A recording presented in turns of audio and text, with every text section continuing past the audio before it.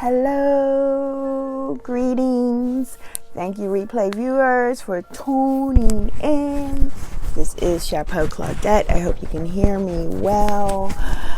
I am here on a Monday sharing what I know. Finally, because I wanted to make sure I knew it, I wanted to verify it as much as I could. I wanted to do the research and be sure that I was 150, 200% clear in my thoughts about what I want to share.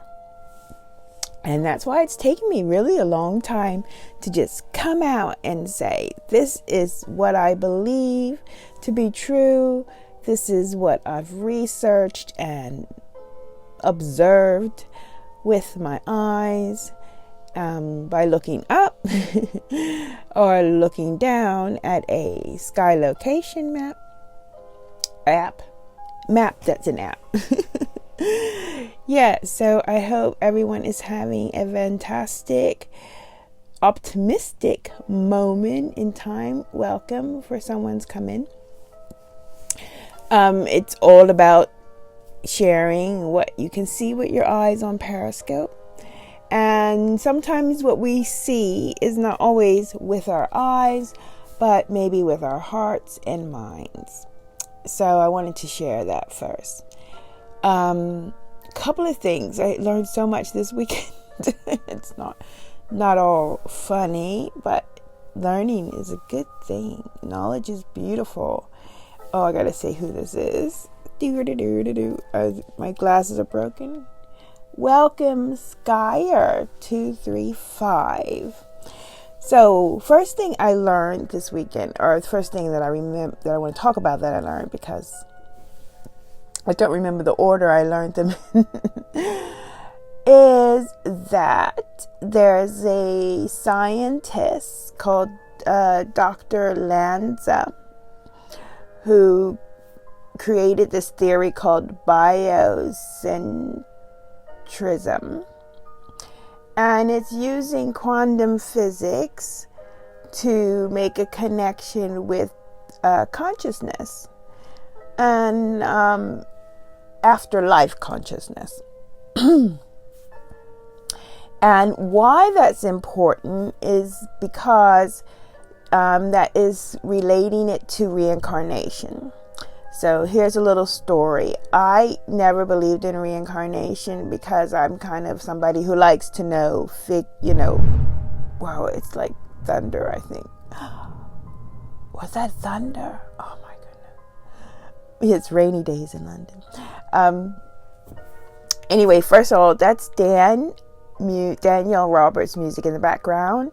He let me use his music. This is Meditation 1. He's a brilliant pianist, a veteran of Periscope, and he'll be in London in a concert, and you can go to his website, Dan Roberts Music. So, or just go to his Periscope handle, which I put in this broadcast, and then you can click the links.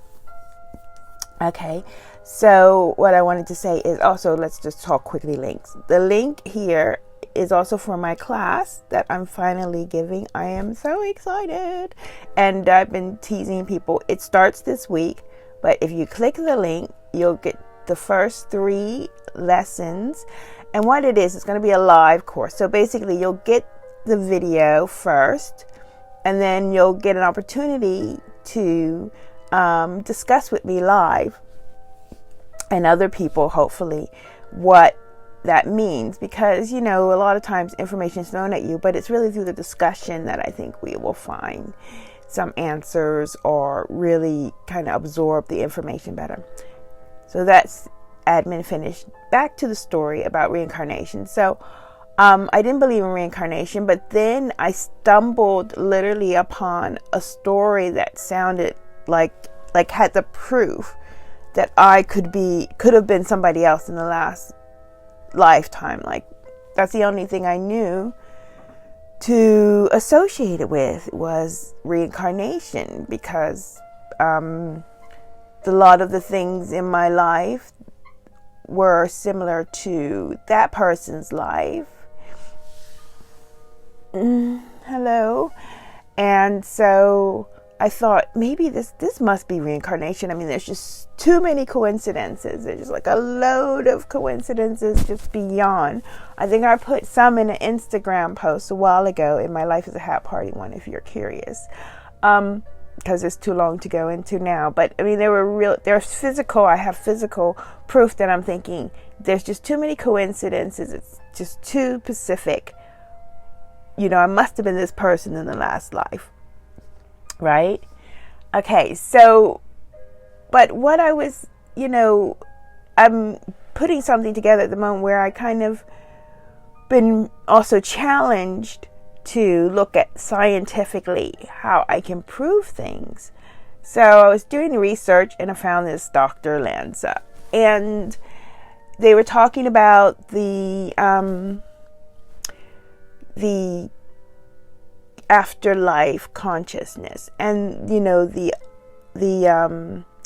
quantum physics, so that information never dies, and that this soul never dies, and so the details maybe never die, that they're like out. I don't know about parallel universe, but they're living on, like they're living on.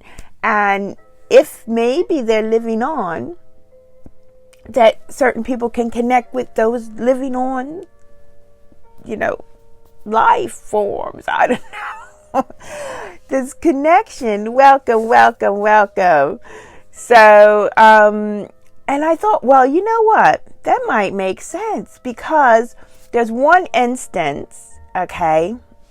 This is one instance, because if I'm really a reincarnation, then I guess I would have to be that body of that person. Welcome to the broadcast. I'm explaining the story about what I learned this week, which is that reincarnation could be connected to quantum physics. So if I first thought I was this reincarnation of someone with all this proof, right? One of the proofs, okay, mind you, is that there's two printed documents that resemble each other. The first one I had when I opened up my hat shop in 1988, and I found this aerial shot of a group of people on like a piazza from above, of course, aerial, and they all had hats on, and it was black and white. What is that thing on your head? It is a hat on my head. See, it's a hat. Yeah. Okay, and then I saw this picture.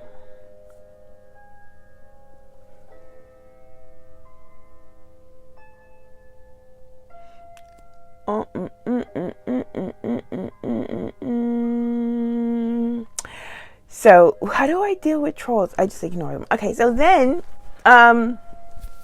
what happened?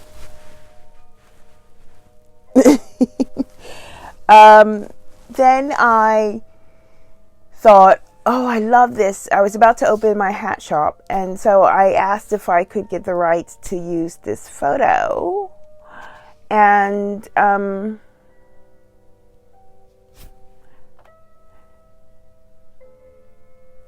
then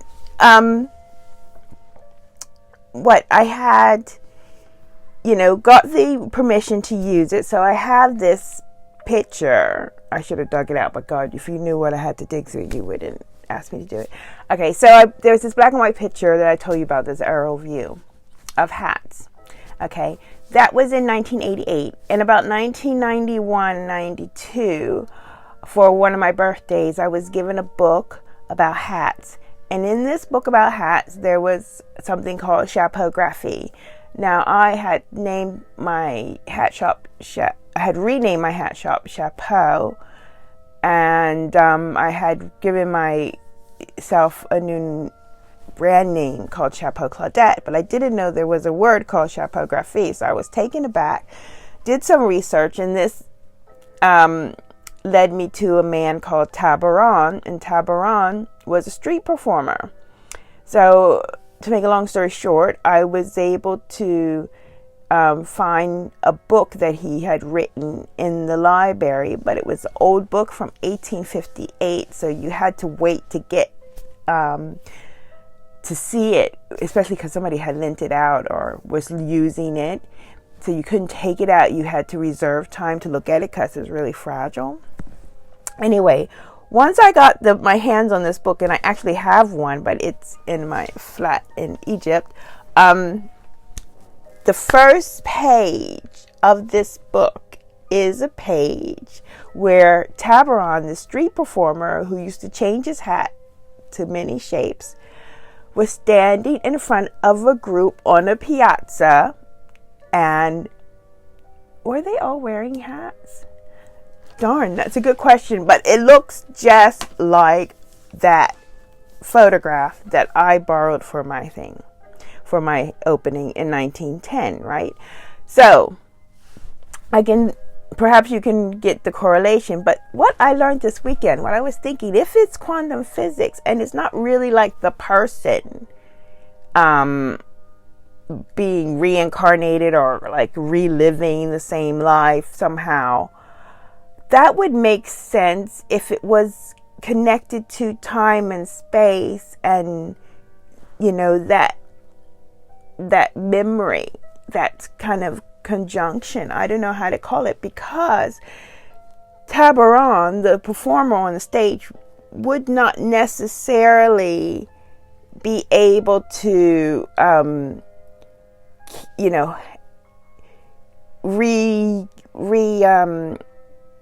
relive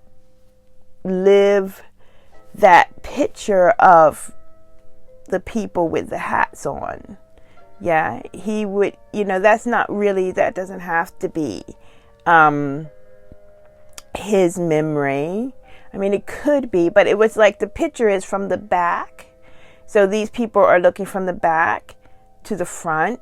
So it's kind of like the observers, like somebody else is watching.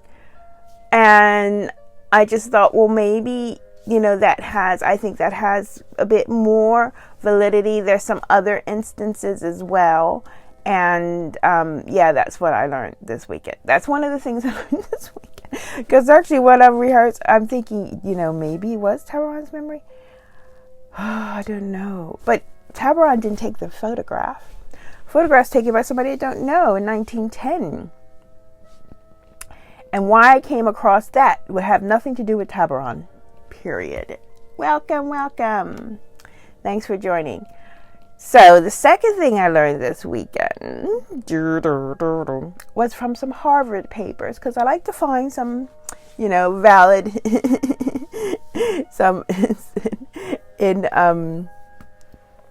some kind of, prestigious references for people who are concerned about facts and, have a little bit of prestige to them. So, and that was by chance. I didn't, look for that. I was happy to see, this is a Harvard paper. It was called Astronomy or Astrology.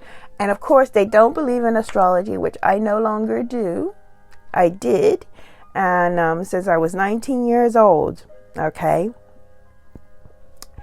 And that's another. I have one. I think astrology, any kind of astrology, works because of quantum physics.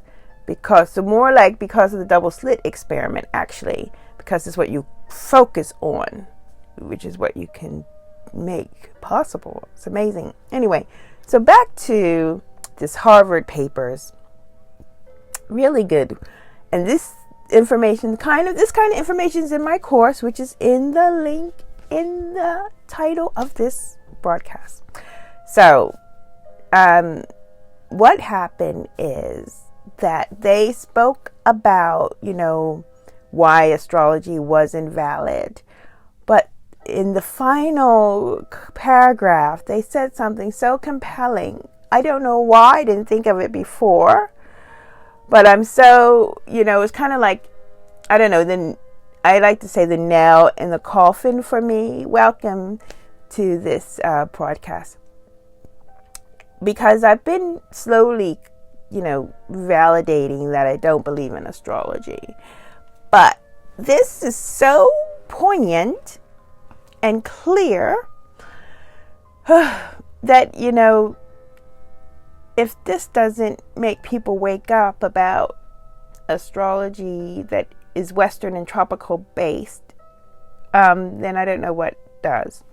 So with, you know, like I said, if you're interested in this kind of thing, I'm having a course. It's definitely going to happen this week, but you need to sign up, and the link is in the title of the broadcast. So there's two things I'm going to do. I'm going to tell this story, then I'm going to tell you where the heavenly bodies are, which I do on my podcast, which I'm going to do afterwards, and it will be for the time of 11 GMT time on Monday, to motivate you to know what the actual mathematical and astronomical energies are. This is according to astronomy and NASA calculations. This is according to mathematics, where we see the sun and the moon in the sky from Earth astronomically. Okay, so as I was saying, this paragraph at Harvard said that the Western and tropical astrologers who don't want to first recognize 13th sign, because that's when the big argument started, because they didn't want to include the fact that Ophiuchus, the sign between Scorpio and Sagittarius, has been there all the time, but they didn't include it. And NASA's like saying, well, you got to include it. And a lot of people saying there's 13th sign. And I believe it is. I've seen it in the sky, and it is part of our view of the heavens, mathematically and visually. Okay, but Western astrologers don't want to, entertain that thought off, because it will throw off the whole system they think, or how they understand it, what they don't understand, what they don't know, they don't want to know. It's too expensive to change the $2 billion business of astrology. I think that's the bottom line. Money talks. Anyway, I don't want to get off topic. So, what is so special about what I've learned? Dun-dun-dun, drum roll. Okay, you know how everybody talks about the age of Aquarius, when the moon is in the 7th house and Jupiter aligns with Mars, and peace will be upon the planet and love will fill the stars, right? Or something like that. So this is a big thing for people who talk about astrology, talk about the age of Aquarius, talk about the shift and how things are getting better and how we need to be peace, love, and Aquarian and all that, right? And the fact is that you can't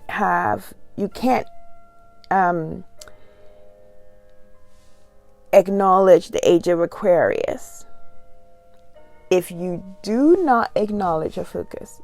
It just doesn't work mathematically, because the age of Aquarius occurs because of the procession of the equinoxes, which changes our view of the sky and makes that view a view that includes Ophiuchus. Not only that, it's just that if you are talking about the age of Aquarius and, higher learning, then at least acknowledge that and embrace that and investigate it, or just don't negate it.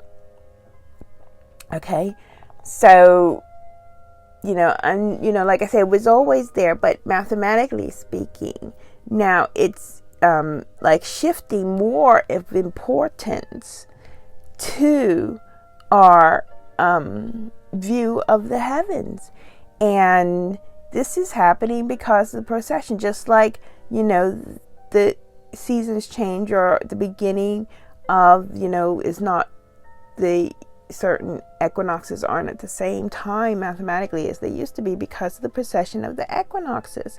And that's why we're slowly leaving the age of Pisces and we're going to be going into the age of Aquarius. This is why. And this is mathematical, and this is fact. And so if you want to acknowledge that fact, then you're going to have to acknowledge 13th sign as well. And then you're going to have to acknowledge that your mouse isn't working. And then you're going to have to acknowledge that you need to go back and rethink. But there's good news. I always have to tell you that astrology in Western, in tropical astrology, the what do I want to say? The separation between the heavenly bodies are still the same. That means the degrees which are separated, and that's called aspects. So the aspects are the same.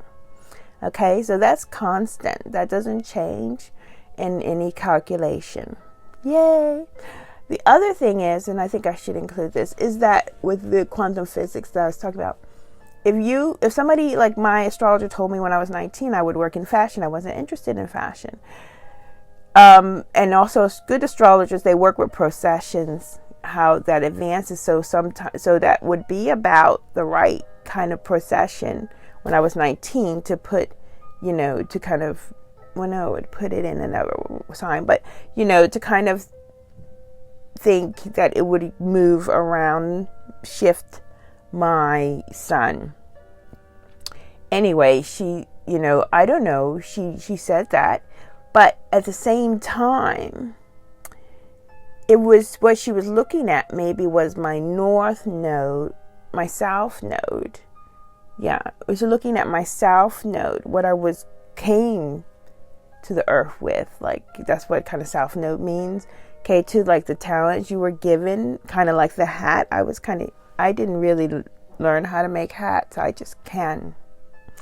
And so what I think, I'm getting goosebumps because I think this could be something. What they say is when we're this life, like, we want our children to do better. We want things to get better for ourselves, for everyone.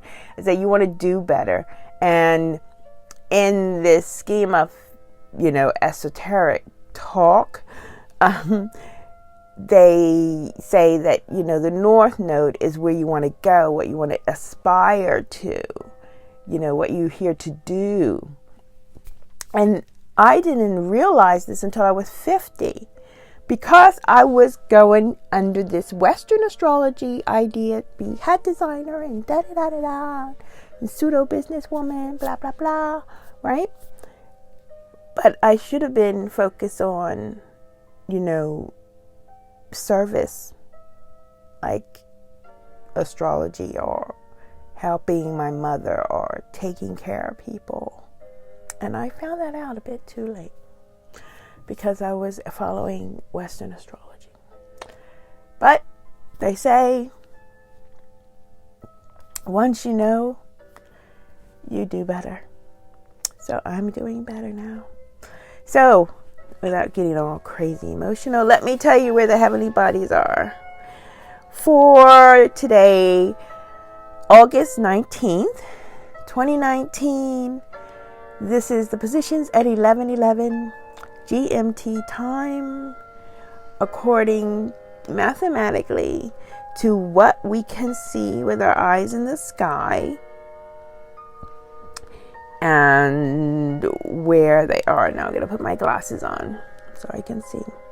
So at 11:11, the constellation of, I'll turn this off, Virgo was rising at 27 degrees of Virgo was at the eastern horizon.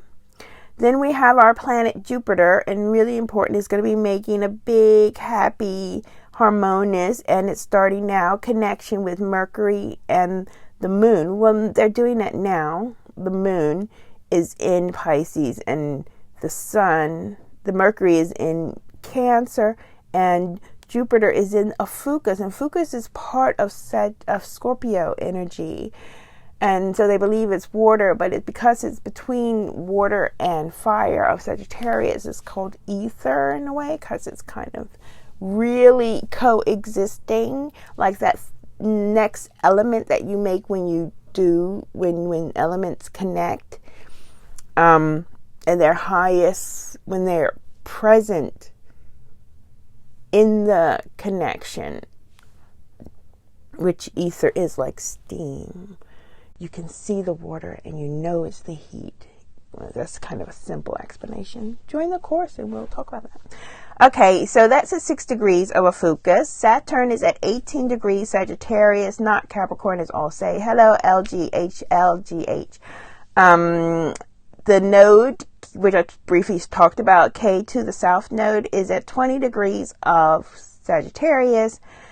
Pluto is at 24 degrees Sagittarius, and Neptune, which our moon was connected to yesterday, and which is ruled by Pisces, but is in Aquarius, which is in the water barrier, which is in the age of Aquarius, which is really an amazing energy, is at 20 degrees retrograde in Aquarius. We'll be there for ages because it takes 84 years for Neptune to go around the whole ecliptic path. Then we have Chiron at 13 degrees retrograde of Pisces, and right at the 11:11, probably it's moved on to 1 degree, probably 17 degrees Pisces now, but right now at that time it was 16 degrees of Pisces and 49 arch minutes. There are 60 arch minutes in a degree. Uranus is at 7 degrees of Aries, not Taurus, it's retrograde. We have our north node at the top of the chart. It's at 16 degrees of Gemini and 29 arch minutes. Mercury, like I said, is in Cancer at 12 degrees 49. And then we have our Venus left. It's quite long, loving, enlightening conjunction to the sun these last few days. If you didn't find something out about harmony and love, and like if the sun didn't shine a light on something about love and life or possessions, then maybe you weren't looking, or maybe it wasn't meant to be. Anyway, I think it could have, or have a think about it. So now our sun is at 7 degrees and 50 arch minutes of Leo, but the Venus has moved on to 9 degrees of Leo and 16 arch minutes, and will conjunct Mars as well. Mars is 3 degrees ahead. It's at 12 degrees and 27 arch minutes of Leo. And that's it. That is where the heavenly bodies are. And I go into more detail on my podcast. It's called Skystralla G, and I do it every Monday, and I'm about to do it now. So, yeah, but that'll be part of the course. So if you want to stay in touch, you can also, opt out anytime. It's a free course. It's a tester, really. So I'll probably be selling it after the course is finished. Who knows? Or a version of it. Okay, so thanks for being here with me. Thank you so much for listening. It's been a pleasure to share that, because it's good to, hello, welcome. I'm just ending, unfortunately. It's really important to share and to express and speak into the world, not just in your head all the time, what you're thinking. It's called sharing is caring, and it's just putting ideas out there. People don't have to. Everybody has an opinion, and it's good to listen to other people and, say, oh, I don't believe that, or I do believe that, or oh, that's interesting. Whatever. Communication is key. So, until next time, again, the music was by the lovely Daniel Roberts. It's called Meditation 1. It's, I like to play it when I'm doing my recording. Take care of yourselves, everyone. Should we say this? This is a lovely picture. Thank you, Daniel Roberts. Take care, everyone. Have a fantastic moment. Bye. Thanks for listening.